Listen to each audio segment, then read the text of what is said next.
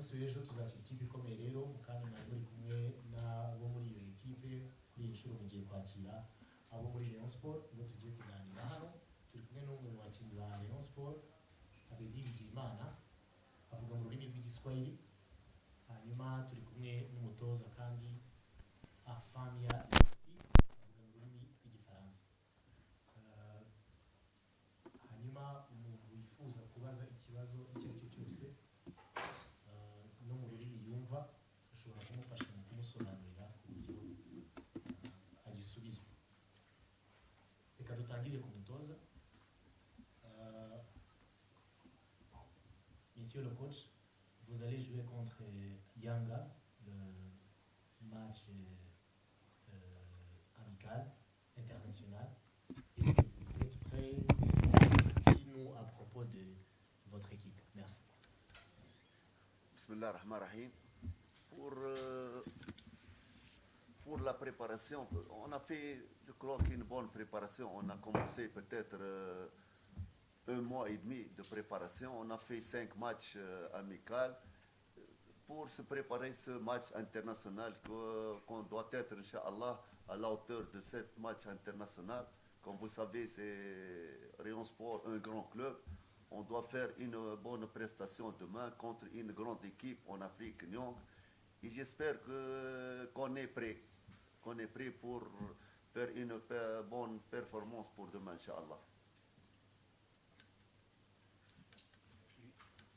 Ibibazo bijya ku mutoza niyo tugiye gutangiriraho. Bahati. Merci pour le à propos des jeux, comment vous préparez à propos des jeux, tous les joueurs sont prêts, il y a ceux qui n'ont pas Non, regardez, pour demain, pratiquement, on a un effectif de 26 joueurs qui sont presque prêts, tout le monde.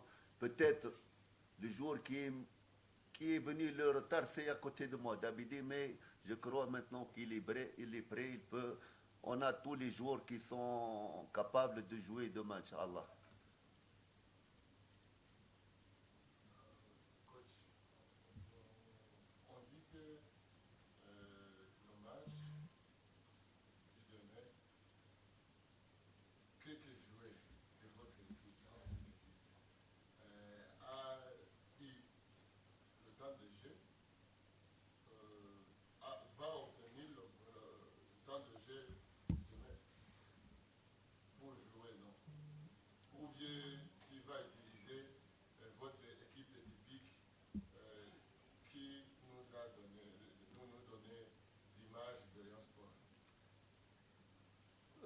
Regardez, on a fait 5 matchs amicaux. On a fait participer tout le monde, pratiquement tout le monde ont pris un temps raisonnable.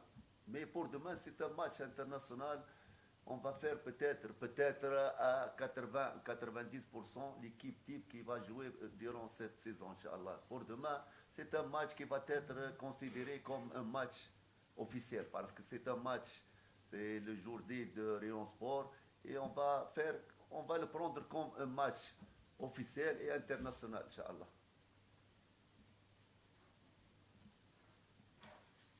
Merci coach. On dit qu'aujourd'hui, vous êtes satisfait avec votre équipe, les joueurs. On est satisfait, alhamdoulilah. Maintenant, on est sur peut-être demain, le match de demain, il va nous donner une bonne idée sur l'équipe. Pour le moment, c'est ça l'effectif qu'on va utiliser pour cette saison, Inch'Allah. C'est ça le jeu, les joueurs qui sont disponibles, Inch'Allah. Maintenant, on dit qu'on est satisfait de cet effectif, on a travaillé avec eux et on va considérer qu'on est prêt à 90%, Inch'Allah.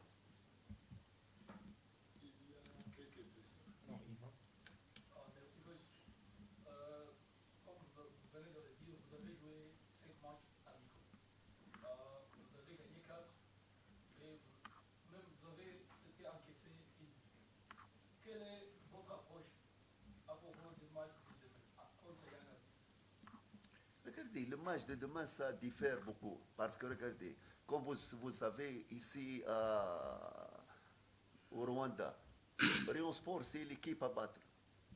Même j'ai vécu ça avec Moukora. Ça, le match, le meilleur match qu'on fait durant. Les matchs amicaux ne sont pas une grande référence. Ça, pour voir les joueurs, on a pris une idée. Même les résultats, on a gagné, on a perdu. Ça, pour nous, on a pris une bonne idée. Pour demain, ça diffère. Le match, c'est un match international, c'est un match à Mohoro, c'est un match devant un grand public. Je sais qu'il va différer, même pour la motivation des joueurs. Peut-être il va parler à Bidi. Les joueurs attendent ce match. Même eux, ils sont motivés pour ce match. À Mohoro, ils veulent se montrer tout le monde pour donner une bonne idée sur Rayon Sport. Ça va être différent sur les matchs amicaux qu'on a joués, Inch'Allah. ikibazo cya nyuma ku mutoza no ikinyarwanda nta kibazo.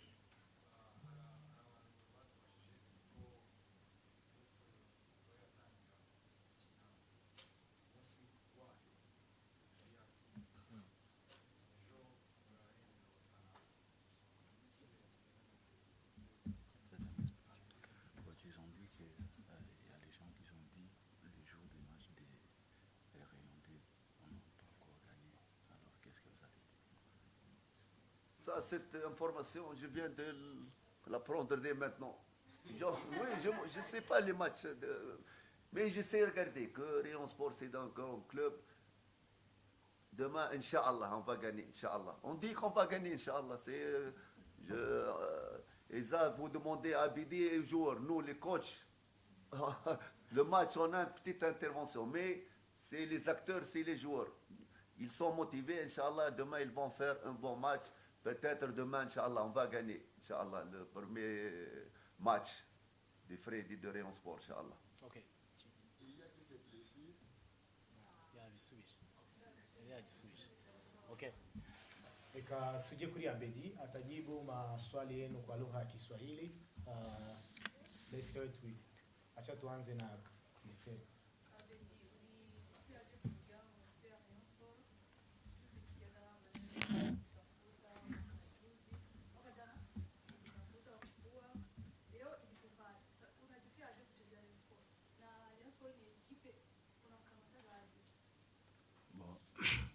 Cha kwanza nashukuru Mungu kwa kutuwezesha tena kukua si wote hapa. Na kwa gisi unaniuliza, nafurahi sana kujikuta kwenye timu ya Rayon Sport kwa sababu ni ekipe kubwa, parmi mwa ekipe kubwa za hapa Rwanda, na nimejisikia faraja sana kuwa na Rayon Sport.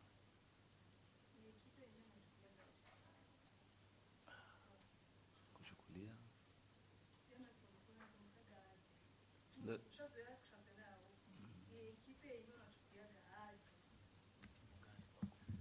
ndo ile niliongea mwanzo, ni ekipe kubwa, naichukulia kama ekipe kubwa. Abedi, tuambie kitu gani kilikosekana miaka kama miwili iliyopita, tusikia kwamba Rayon Sport ilijaribu kukusainisha. Kulikosa kitu gani? Na tulisikia kwamba kutumia tiketi ya ndege, lakini unakuja na kwenda kwa polisi. Ya kitu kilituma siku sinye mwaka iliyopita ku Rayon Sport ni kutokana na makubaliano yangu na komite, hatukuelewanaga vizuri, ndio maana nilisinye ku polisi. Sasa unakuja kwenye Rayon Sport, ni kama ulivyosema, ni timu kubwa, ni timu zefu sana. Target yako kwenye timu ya Rayon Sport mwaka huu? Ya target yangu sio yangu tu, ni wajueri wote. Tuna kazi kubwa na tuna objectif kubwa yenye tulipatia komite. Ya kwanza ni Mwenyezi Mungu akitujalia ni kubeba coupe, na ya pili ni kuangalia kama tunaweza pitisha coupe na ekipe mapuli ya CAF Confederation. Kesho mna mechi kubwa, kama ni mechi ya kirafiki na timu ya Yanga, timu kutoka ligi kuu bara. Ni mechi mnaifuata, mnaweza kusema ni mechi gani mnaweza mkasema kesho mtashinda, au mashabiki wa timu ya Rayon wanaweza kuja kuangalia nini? Ya nashukuru. Nikiwaza ndo ile kocha alisema ni match yenye bajuere bote wanaisubiri kwa hamu sana. Na Nani Yanga ni ekipe kubwa na Rayon Sport nayo ni ekipe kubwa. Tunawaheshimia ila tubaogopi. Na nina imani kama kesho inshallah tutapata victory.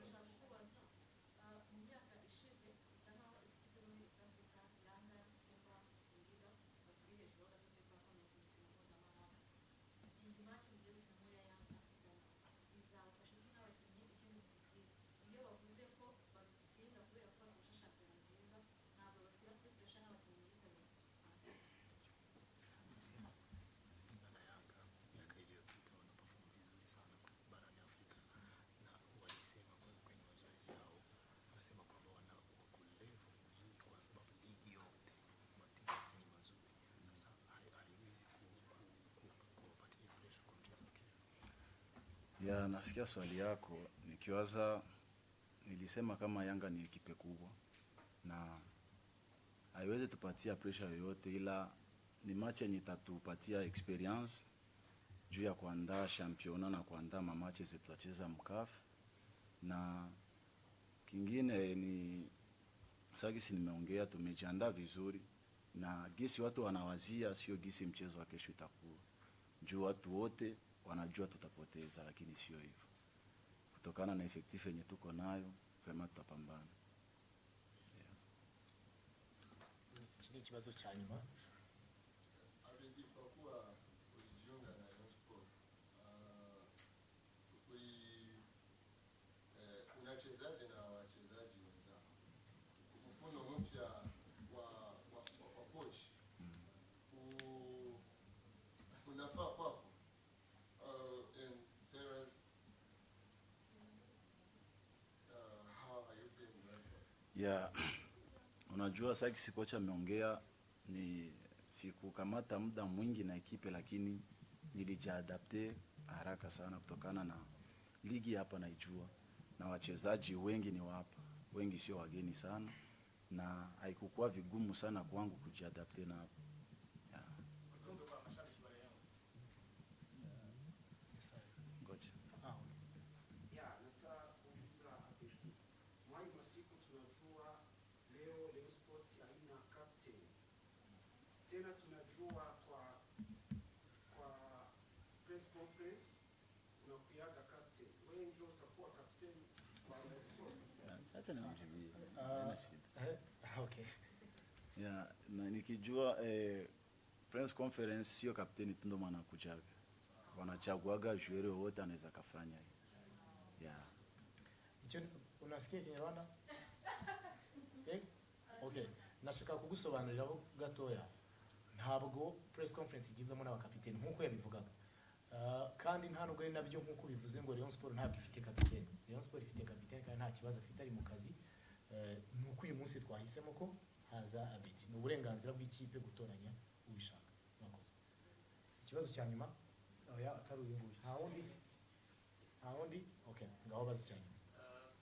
Swali la mwisho nilikuuliza ujumbe wako kwenye mashabiki wa timu ya Rayon.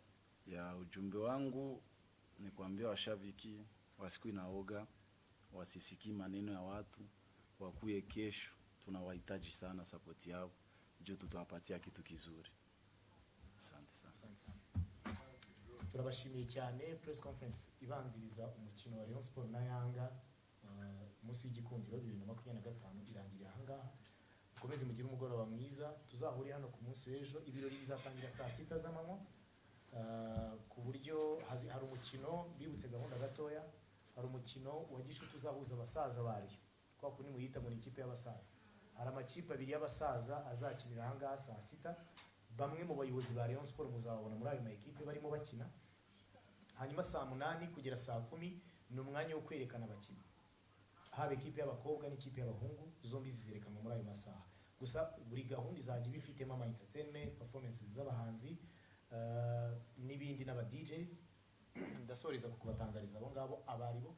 Hanyuma nyuma yaho hari ibirori bindi, harimo performance nyinshi zikomeye. Mbateye amatsiko niba mujya mubona uburyo CAF Champions League igikombe cy'isi, amarushanwa ya CAF cyangwa y'i Burayi, uburyo nk'amafinari aba ameze, ikibuga cyuzuyemo abantu nka 500 barimo bakora amaperformance yapanzwe, ibyo byose birateguwe ku munsi w'ejo.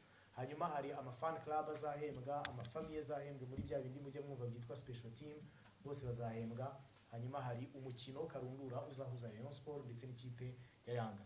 Yanga Africans ifite umukinnyi izerekanira hano umukinnyi wabo mushyashya utarigeze utangazwa ahandi ari hose, azatangarizwa hano ku munsi w'ejo. So navuga nti mwese muzaze mudukangurire abafana.